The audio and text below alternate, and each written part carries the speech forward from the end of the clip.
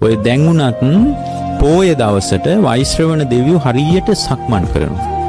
ඔය ඒ වෛශ්‍රවණ දෙවියන්ගේ හරිය උදව්වක් තියෙනවා ධර්මයේ දියුණු කරන අයට. ඔය අපි මෙහි ඉන්න එක දෙවිවරු ගැන ඔළුවේ තියාන හිටියට මෙහි ඉන්නවනේ අපි දැන් මේ කතා කරන දෙවිවරු ටිකක්. ඒ අය ඔළුවේ තියාන හිටියට හොඳට පින් දෙන්න වෛශ්‍රවණ දෙවියන්ට.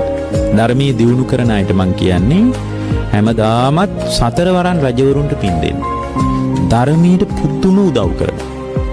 ඔය කැලෑවල ඉන්න ස්වාමීන් වහන්සේලාට හරියට උදව් කරනවා. ධර්මයේ දියුණු කරගෙන ඉන්න අයට වෛශ්‍රවණ දෙවියන්ගේ උපකාරය හරියට තියෙනවා. ඒ දෙවියෝ පෝය දවසට ධර්මයේ දියුණු කරන ස්වාමීන් වහන්සේලාට උදව් කරනවා කියන්නේ.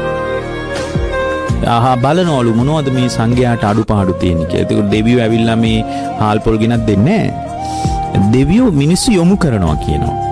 මට එහෙම හරියට සිද්ධ වෙලා තිනවා. මම දන්න ස්වාමීන් වහන්සේ නමක් එහෙම වැඩ හිටියා. මේ උන්වහන්සේ හරියට ඒ දෙවියන්ගේ ආශිර්වාදය තිබුණා. ඔය ලග්ගල කැලෑවේ වැඩ හිටියේ.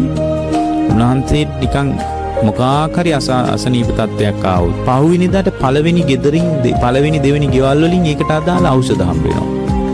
මේ බුද්ධ කාලේ වනේ මේ. ඒකට අර දෙවිවරු තමයි උදව් කරන්නේ ඒකට. මිනිසුන්ට නිකන් අපිට සමහර ඒවා නිකන් අහම්බෙන් හිතුනවා වගේ හිතුරට ඒවා පුරාණ හේතුඵල වලට සම්බන්ධයි.